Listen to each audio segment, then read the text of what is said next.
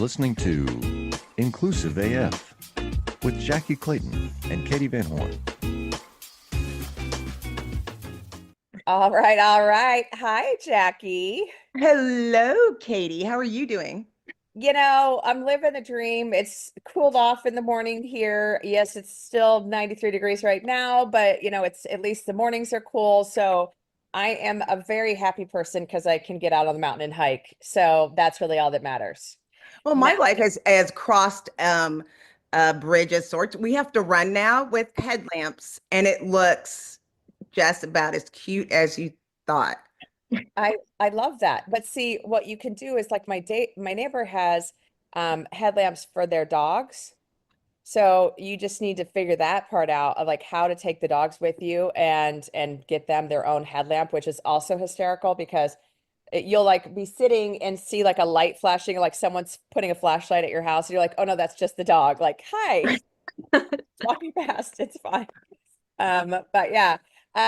So hey, this is the Inclusive AF podcast. We are 2 weeks out from the election. And I think the things that we will remind you all of again and again and again is please go vote. If you have not registered to vote, get on it. I think there's still a few states where you can register and vote. Texas opened up their voting today or this week. That's awesome. My little baby town has had the biggest turnout ever of all time. There's just under 150,000 people in Waco, Texas, and right around 6,700 people have already voted in the first 2 days.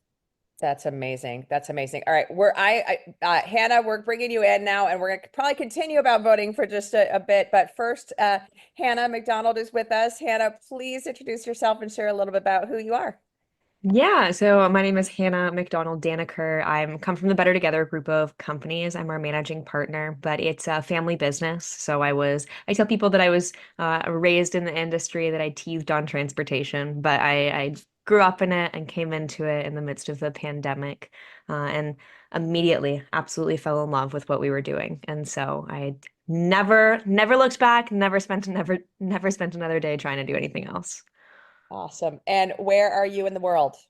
I'm in Orlando, Florida right now. So All right, we're covering coast to coast today then, folks. Yeah, Or we are. darn near. Yeah, so all right. So voting, let's talk about it a little bit. Um, I think these text messages might send me over the edge. And I know I just mentioned this, but the messages have gone down since I mailed in my ballot, but it's still a lot of messages. Uh, a lot, a lot, a lot. Wait, we should preface. So Katie is basically holding you responsible for everyone that is a millennial and text messaging in this moment. No. is this what's going on? You're blaming me for an Yeah. entire No. generation of Totally frustration? generational. No, That no, is no, no, no. what I am Katie's doing. blaming all of the people running for office. Like I'm getting stuff for like, hey, in Florida, Right. vote for X, Y, and Z. And I'm like, I'm in Arizona. I'm registered. I don't understand what's happening, but I am supportive of all things going on in Florida. You got some good stuff going on there, so it's good. But you are our Gen Z expert today. So tell us a little bit about where the Gen Z vote is. What is everyone thinking about? That's such a good question, and I wish I had an answer for you, but I just don't. I don't have anything that is backed with anything on this one. I admire from afar, but unfortunately, I'm a Canadian raised individual. I moved to the US really recently, and so I'm very much still learning about everything Got and it. don't want to take a stance on anything at this moment. So yeah, I'm not actually sure. I hear you. Okay. Well, And I Oh, made Gen a Z? millennial, um, born in 2000. So right in there on the cusp. That's why they refer to themselves as a zillennial because they're kind of Okay. Gen Z and kind of millennial. And I have Yeah. sweet baby TJ, he was born in 2003. I could tell you one thing that has really been interesting in watching this is that like I love that your shirt's better together, and that's the bunch of the companies and the conglomerate because it really feels like people know that we're better together. They are feeling like we need to bring the world back together and having those things together in really big ways and more accepting like of various groups than we've ever seen before, which has been nice to hear. I am not taking a firm stance, but like I said, like I'm not a member, but I did make two. So I feel like it makes me kind of an authority. Just a Ab- little. Absolutely, without a doubt. I would say it's just a little different kind of across Canada and the US. Very different opinions from different generations, which I think just kind of goes back to the way that they were raised from the country that they're in. But yeah. Absolutely, absolutely. So tell us a little bit more about what Better Together does, kind of what you're focused on. If there are different, Yeah. like, what are the different groups focused on? Yeah, so we have a couple different groups. We've got Revolution Staffing, which was the first one that was ever created. My father started that 20 years ago. And the whole goal there was that he was watching my father-in-law, who was a truck driver, drive in the way that he was being treated in the industry. And unfortunately, truck drivers have just historically not been treated with the most respect that they are due. And so he started the agency with the hopes of revolutionizing the way that people saw the transportation industry. So that's where Revolution was born, and the one that I truly that I truly love. I feel like I was raised in that company for sure. And then in about 2018, they had enough conversations with people who were like, Dave, we love you. We love working with you, but dang, could you just help us in the warehouse? Could you just help us outside of the truck? You're so good at that, but that's all you're doing. And so Essential Staffing was born, and originally their goal was to do everything but. But a couple years after that, Help Unlimited was up for sale. And Help Unlimited was the first company that my father ever worked for that taught him the staffing industry. And so he was like, oh, my alma mater, and I have to go back to it. So he purchased Help Unlimited. And Help Unlimited's origins have always been specifically labor. So that forklift operator kind of role, that general labor picker packer type of person. And so we really honed in on that, took everything from Essential that was there. And then Essential Staffing turned into office personnel. So that could be anybody like myself. It could be a salesperson, someone from marketing, accountants, different things like that. But we go across a couple different things. And then the final portion of the Better Together group that rounds us all out is the Better Together Group Consulting Division. So we have a payroll service that we offer to people. And then we also do consulting on stuff that if you don't work with agencies, but you still need some help, we will come alongside with you. We'll partner with you because we're better together and support you wherever that looks like. I thank you for going through that and telling us a little bit more about those. I love the beginning of the story when you're talking about the trucking industry and getting those like very specific. And that has been long held a market that people are like, how do you do it? How do you get in? How do you find truckers? It's always been like, oh, you put a poster in the place, or no, they're on the road to put a so again, we're going to hold you responsible for answering the question for everyone. US, Absolutely. Canada, Spain. Yeah, Just I'm want to find a trucker, Hannah. a trucker. How do you do it? What do you do? Yeah, I mean, it's been like though you talked about some industries outside of the office, which is kind of how these personnel things started. But you talked about some of the hardest industries in the market to staff, Hmm. and you love it. Love it. It is frightening. Say more. Say more. So, so I have this perspective, and maybe it's because I was raised in staffing, but I have this perspective that every job is amazing to me. Every job, legal jobs, we'll keep it at that. I'll leave a little bit of discretion on it. But if there is a job that somebody is doing, in my personal opinion, it is helping someone somewhere else. So give me, give me like a random job that you're like, it's so hard, can never find them, it sucks, it's the most challenging thing. Do you have anything that comes to mind? A, Not ones that I can say right now. I was going to say, I'm trying to think of some completely random. A uh, engineer that works on a retired type of software, Oh no, or like in code of different, like an old code. COBOL. amazing, amazing. So Yeah, good, so yeah. good. So the immediate thing that someone's going to think with that statement is, oh, it's retired. It's not a regular software anymore. No one's using it anymore, right? Like that's the like concept that you think right away. But if you think about, well, the software that we're utilizing today would never have come to be without the software that once was. And the software that once was is still getting used to do lots of things in lots of places for people who don't currently have the availability to upgrade. So depending on what that software is, it could be anything. It could be a software that a grocery store uses to check people out. It could be a software that a transportation company uses to know what's getting shipped. Like it could be anything, right? But if you take a really big step back and you go where that software is being used, the company probably doesn't have the opportunity to upgrade to whatever is newer, and they're frustrated because that thing that they're still using isn't exactly what they want it to be. This person allows that human to continue doing what they do. And that could be anything. It could be putting food in people's mouths. It could be delivering medical supplies to a hospital. Who knows? But I do think, like, if you take a big step back, you can see the beauty in most jobs. And so I have that ingrained in my heart. And when I get the hardest jobs, like truck drivers, like mechanics, like, oh my gosh, 310T mechanics, fridge truck mechanics, those are nearly impossible to find, right? But if I can step back and talk to that human and say, do you know what you're doing? Like you're delivering the chicken that goes to the school that feeds the kids, or you're delivering the milk that goes to the coffee shop that goes in every executive's coffee in the morning and gets them going. So everything they have to do gets done. Like it's just, I don't know, it's a mindset shift, but it makes it easy to keep doing the hardest ones every single day, all day long. Awesome. So how do you find the talent that you're looking for to, to fill these jobs? We never stop looking.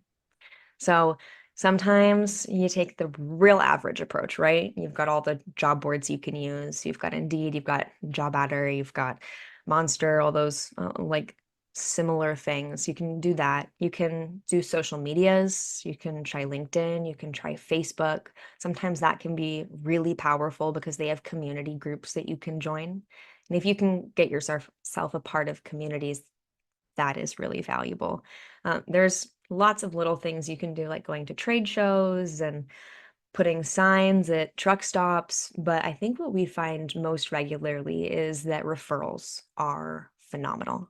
If you can find a referral, you can find an employee who will really truly last a lifetime. But that comes back to your company. So are you a referable company? But that's, yeah, kind of a cycle. Oh no. Very cool. And so you wrote a book, Well Shit, Time to Grow Up. Tell us about that book. Absolutely. So I've done a couple. I'm actually just about to release my fifth book, which I'm really wow. Oh, about. I beg your pardon. But Okay. yes, Nice. but this one is the well shit one. That's one of my favorites. She was my first, and she started as in the midst of the pandemic. I was living in Florida, graduating university. I was a substitute teacher, living my life. It was great, and the pandemic hit, and I was like, oh, my family lives in Canada, and I am legally not allowed to see them right now because if I cross into Canada, I have to go into 14-day quarantine and all those wonderful things. So I decided at that time to move back home, and I am so glad that I did because it gave me the opportunity to live alone for the first time and to start my career, and it really kickstarted a lot of phenomenal things. But in that time, I was struggling a lot just to process that the life I had once created was over, that it was not my doing. It was just a nature of what was going on in the world, and that I had to react to that in a specific way. And I had a lot of growing up that I needed to do in those first couple of months out of school. And it was hard, but I was alone in my own house by myself. And we couldn't do anything in Canada at the time. We had a mandatory lockdown, so you couldn't see anybody. If you lived alone, you were allowed to legally go to one home. So I chose my parents' home and I would visit with them. I could go to the office, but if I went to the office, I could be pulled over by a police officer who could ask for my just designation to be out of the house. So all of these things were crazy and really weird. And it was like, what am I going to do with all of this time? I've got so much time now. I'm no longer a student. I'm no longer an athlete. All I do is 9 to 5 and then I'm done. And so I was like, well, I could write these in a diary and I could give that diary to my kids one day. If I can write about what I'm experiencing and grow from it myself, I can feel much better about the hope that I can give it to my kids one day and they could maybe learn from it or maybe not. But as I was going, all of my lessons revolved around other people and other things that different people had taught me. And I was like, well, I can't not share it with them. Like, that's a blessing, right? Like, to be like, wow, you've shaped and changed my life completely. Let me show you how. So I wrote everything out in a computer. And then, I mean, once it was in a Word document, it escalated very quickly into a book. And I couldn't help but publish because I thought there was lessons there that I would find valuable. And oh my gosh, they're embarrassing, they're humbling, they are everything that you would find in a diary. But I think that they're valuable for people. So I had to let it go. Awesome. And Mhm. tell us about your other books then. Yeah. So after I did that, I was like, wow, that's not as hard as everyone thinks it is. And so I cut a role. I really like to help share information with people. I've been blessed to grow up in an amazing home, in incredible industries and meet phenomenal people who have blessed me with so much information. But I can't hold that to myself. So I have to do anything I can to get it out and make it accessible for other people so that they can use it should it support them where they're at. So the first one I made was how to get a job. What does that look like? You know, what do you do with a resume? How do you actually dress? What's going on? And then we did one after that about how to hire an employee with intentionality, integrity, and intensity. And what does that look like? And what kind of questions do you ask that person? And how do you keep track of all those things? And then I wrote one about accidental leadership. I never really wanted to step into a place of leadership, and somehow I just rolled into it. But I see this around me with so many peers and so many people and so many companies that I walk into of individuals who were just great at what they did. And people started to look at them as leaders, but they didn't know how to manage those things. So that is a very short course and tool book just for them. And it's like a resource that they can go back to when that person says, hey, how do I? They're like, give me a second. Let me pull this book out. And then the newest one, which I am so excited about, is my first kids book of what I'm hoping will be a series of books that is targeted towards kids who are 5 years old and starts to share with them the joy of what careers could really be. So the first one is about truck drivers and what does it mean to be a truck driver? Well, they really help the whole economy and world roll around. But how do you explain that to a 5-year-old, right? So it's broken down into a really cute story with the best illustrations. And it's going to be so much fun to release. I can't wait. But that's, yeah, in a nutshell, there's a few of them now. Perfect. Awesome. And so, the take that you have, the lens that you're looking through is through that Gen Z lens. So tell us a little bit about, kind of what are some of the things that you share? What are some of the things that you focus on when you're meeting with leaders, when you're meeting with hiring managers, et cetera? Yeah. So I always go back to let's try and understand who they are, right? We don't really want to try and influence people until we first take a moment to grasp why they are the way they are and what made them that way. So we talk about three things specifically. We talk about technology, which has really shaped them as humans. We talk about globalization and human cooperation and what that means for them as people, and then COVID-19 and how that affected them and their journey. And really what that gets back to is technology is good. They do it well. Stop asking them not to use it. We say look at the technology in front of you and look at the Gen Z in front of you.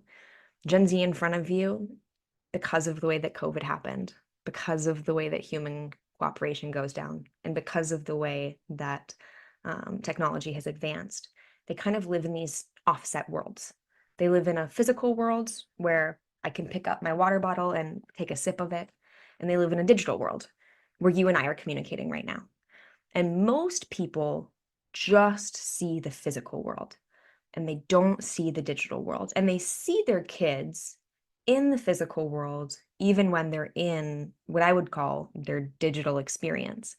And so oftentimes parents, leaders, managers, they look at people on computers, on cell phones, on whatever, and it looks lazy or the opposite of what it is.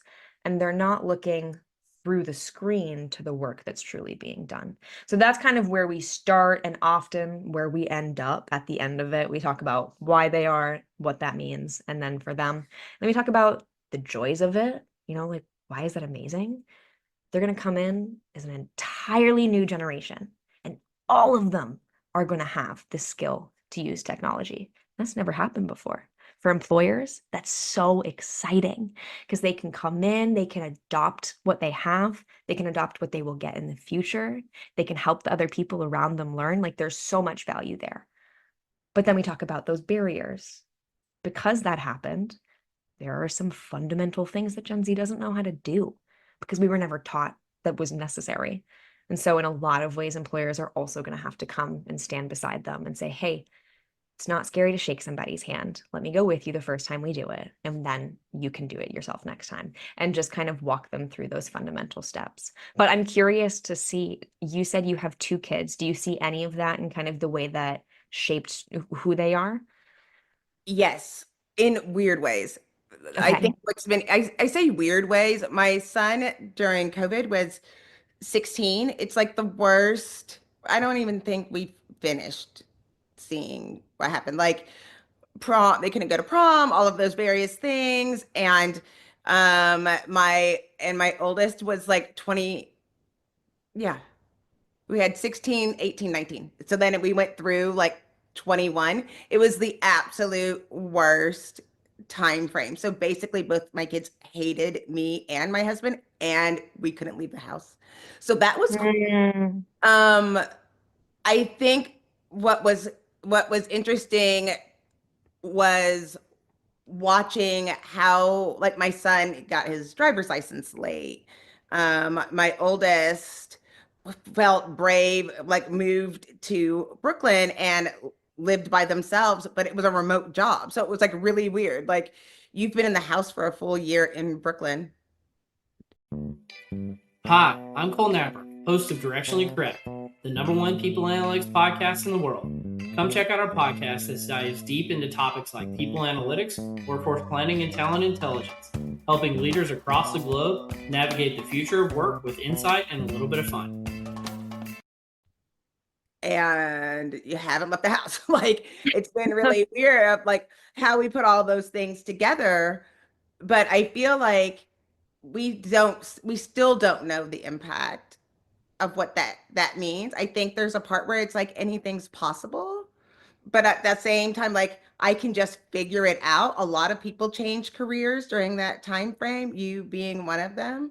Um, and also like you're right about stepping out of your comfort zone and doing those things.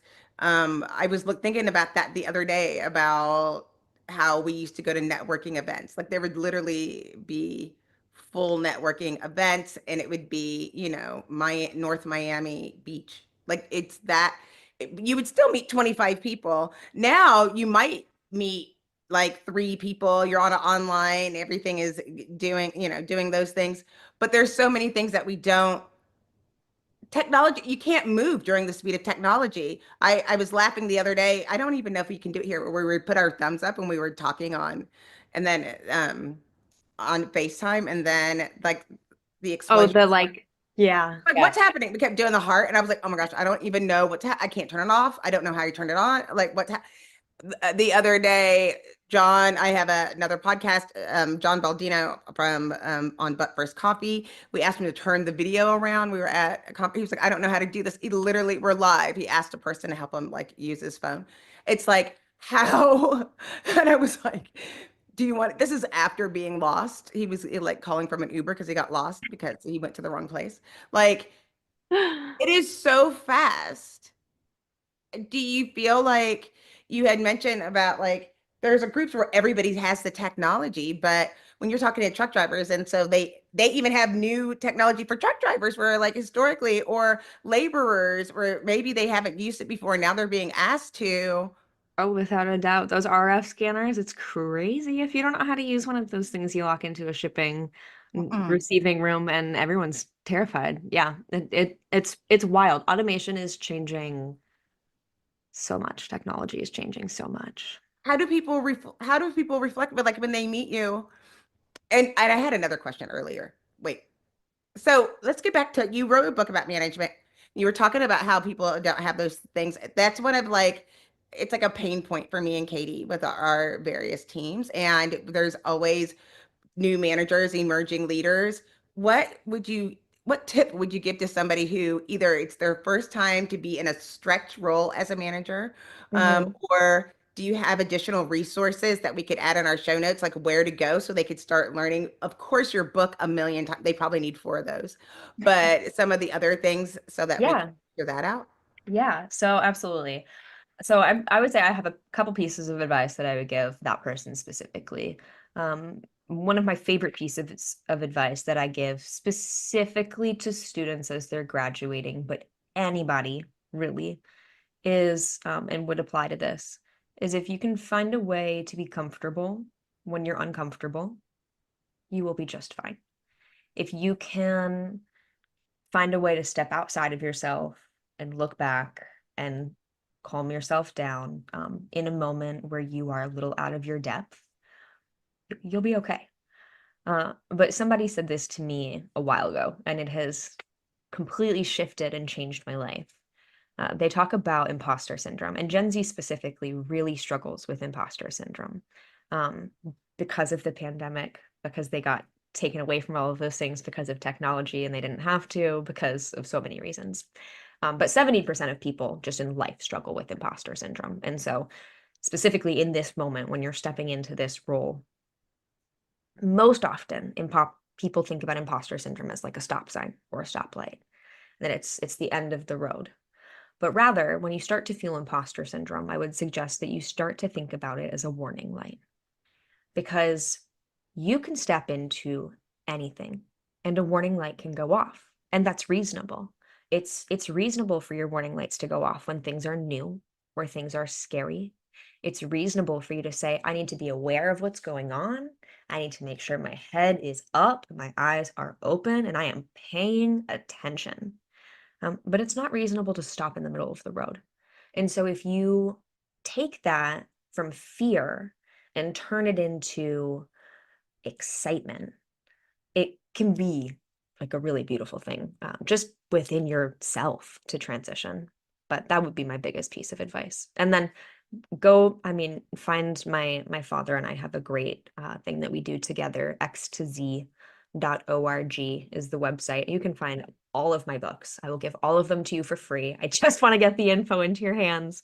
And we do lots of podcasts and recordings as well that could be pretty valuable for those people. I appreciate that. I mean, there's so many different things, and I feel like, one of the things that's always funny, imposter syndrome, that's how powerful the brain is when you think about it. You're literally convincing yourself you're not doing the thing that you're literally doing. At the Mm-hmm. same, while you're doing it, telling yourself that you're not good enough to be able to do it. Mm-hmm. Yeah, it's crazy. It's like in your best moments when you're doing your greatest and you're accelerating the Right. most, your body and brain just completely work against I you. It's love, you're literally going on stage with like 1,000 people audience and you're like, I shouldn't be going on stage. Bitch, you better get on stage because they invited you. You flew out here. You put that outfit on. They put, you got through security. Yeah, And you're it's like, your no turn. way. Hop up. Yeah. Yeah, absolutely. Well, what about you? Imagine you've stepped into some different roles. Do you feel like that would be a valuable piece to those people? I do. I mean, I don't think, and it's one of those things, and that's why I loved it, was like, shit, it's time to grow up. Like, I don't think I ever was qualified for any job that I ever had, like fully 100%. Mm, Maybe most recently 90%, we'll say. But like, you know, at age 47, like, oh, and I still haven't, figured those things out. So oh my gosh, that's it, insane. you know, but it changes, like you're saying. It's like people are evolve. Like I brought up my kids, so I'll say it again. I always say, you know, you're my first, my oldest is now 24. You're my first 24-year-old. This is the first time that I've had a kid that was 24 that, you know, did all these things. And so I'm still learning. And maybe I'll get it in time for grandchildren to get it right, but I'm gonna make mistakes. But I think if a manager, equally, if somebody said, it's okay, you're gonna make mistakes, make them fast, make them loud, so that you don't try to sweep them under the rug, and we can learn from those experiences. Yeah, we talk a lot at BTG about the concept of swinging the bat. It's like just keep swinging. Like if I'm not going to get I mad love at that. you if you miss a couple balls, but if you throw the bat on the floor, we're going to have a problem. So just keep swinging, you know? Absolutely, absolutely. So tell us a little bit about kind of what's coming up for you. What are you, obviously new book, a kid's book, but what else are you excited about? What else are you thinking about as you kind of look for what's next for the business, all that good stuff? Yeah, so I am really excited. I just booked my first keynote presentation yesterday, actually. So I just got all the details about it today. So come see me in Calgary this May. I will look forward to it. This is actually really special for me because my first presentation that I ever gave was 2 years ago to nearly the same exact date that it was scheduled.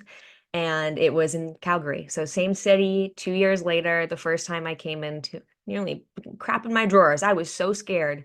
And this time I'm excited to walk in and just feel so comfortable in an uncomfortable spot. But it's going to be so much fun. And yeah, I find a lot of joy just in really helping people connect. I laugh about it. I should have gone to school to be a mediator because there's something really special about being like, I know that you're an amazing human, and I know that you're an amazing human, and there's just something that's not clicking there in the middle. So what can we do to help that come together? And I mean, the more I get to give that presentation, the more I get to get in front of people and explain. And I'll give you a link for it, send it out to your listeners, let everybody have all the info. But yeah, the more lights I see in people's eyes go off saying, that makes so much sense. Oh, I finally get it. That's what fuels my fire. It's crazy. So I'm very excited to get back into it and just keep getting up on stage and talking to people. Awesome. And when you think about your career so far, what are the things, obviously you were, I'm assuming very close to your dad and, in the business, all this good stuff, and probably still are, but what are the one or two things that you maybe learned from him or that you've taken into your own career and now kind of practice? Hmm. I think, and it's funny because most of these are our mottos, but I heard them as a kid when he was first starting, and then again as an employee and a partner through the business. But he has something, and you'll like this. It's a WTF motto. So you work hard, you tell the truth, and you finish the job. And we're not always going to be so successful. We're not always going to be the winners. But if you can just WTF every day, you can walk into the next day knowing that you've done everything that you can do. And I think that is a really, it's a healthy thing when you're working with your family's business, because sometimes it just doesn't feel like enough. And it's like, no, no, no. Did you WTF? Yes. Then that's all that you can ask for. And that started when I was a kid about doing the dishes and continues today to contracts. So it's it's funny how it I love translates. that. I'm stealing that. Please I do. love that. I want Please. that on a shirt. We have them on shirts. I'll send you one. Beautiful. Love I it. love it. So what is one thing that you want to make sure people heard during this episode? One thing that you want to make sure that folks understand about kind of the work you're doing and anything, any good things that you want to make sure they heard during this episode? Sure. I would say take a second and think about someone that you don't communicate well with, someone that you feel like you bat heads with all the time, whether that's a Gen Z, whether it's a millennial, an X, a boomer, it doesn't matter. There is probably much more similarity there between you and that human than you think. And sometimes if you just take a really big step back and try to understand where they're coming from and why they are the way they are and why they're saying what they're saying, it might help you kind of bridge that gap in the middle. And it's a powerful thing with Gen Zs, but it applies across everything and every industry. There are always people who get frustrated with other people because we're humans and it's just nature. But yeah, that would probably be the one. What's Awesome. the one thing that you guys took away? I'd be Yeah, curious so to know. that's what we will do. Yeah, Jackie, you're up. Katie likes me to go first so she can steal my ideas, and then say, "Oh yeah, same," and then that's what she likes. Ditto.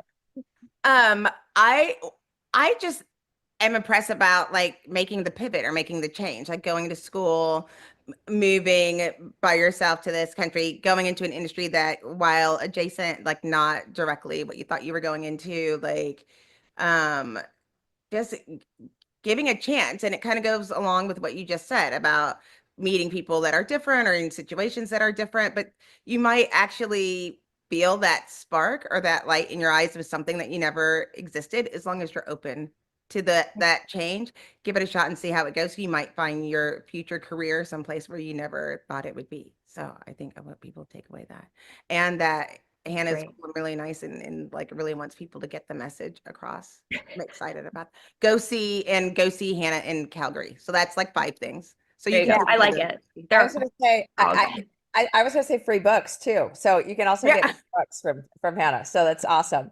Okay. So I think the pieces that I want to make sure folks here are really around what you're saying of just putting on a different lens for the Gen Z folks that are coming into your workplace of what they've experienced. Like we know that there are impacts that we, have not realized yet, as Jackie mentioned, for kids that grew up in the pandemic or during, still kind of working through the pandemic. You're in a city you don't know, you're in a house by yourself, all of these things. And I think all of us have our own experiences and each one is so different, but what is that long-term effect? And what you mentioned about, teaching them how to go shake hands with someone. It's, that type of stuff that, for Jackie or well, Jackie knows I'm pretty much an introvert all the time when we're out in public, but it is that that's pretty much like that's something that I learned how to do as a child. But at the same Sure. time, these are things that it is how do we change that perspective, that lens, that these are things that maybe folks have not experienced before. So Do you remember touching elbows in the pandemic? oh yes, yeah, you said hello with the elbows. Yes, absolutely. Yeah, which There, is there are kids who'd be more comfortable doing that because that's what they know than right, shaking someone's hand, right. which is like twisting to think about. Yes. Well, and it's like even just like masks. I mean, I thought about this the other day when I was in an airport and there were a bunch of people that had masks on, and I was thinking, if this was, 10 years ago, 5 years ago even, and someone was walking around or a group of folks were walking around with masks, I would be in a Yeah. certain country or there would be something else going on, but now Yeah, it's you'd just be thinking something. commonplace. Yeah. So Yeah. yeah, very, very interesting. But Hannah, where can folks find you? You can find me on LinkedIn. It's the best place. You can send me an email as well, just hannah@bettertogethergroup.com. But then also that x2z.org has all the resources you could possibly need. So yeah, lots of ways to get in touch. Very cool. Well, Hannah, thank you so much for joining us. We appreciate you taking the time. This is Katie Van Horn. And this is Jackie Clayton. Bye. Bye.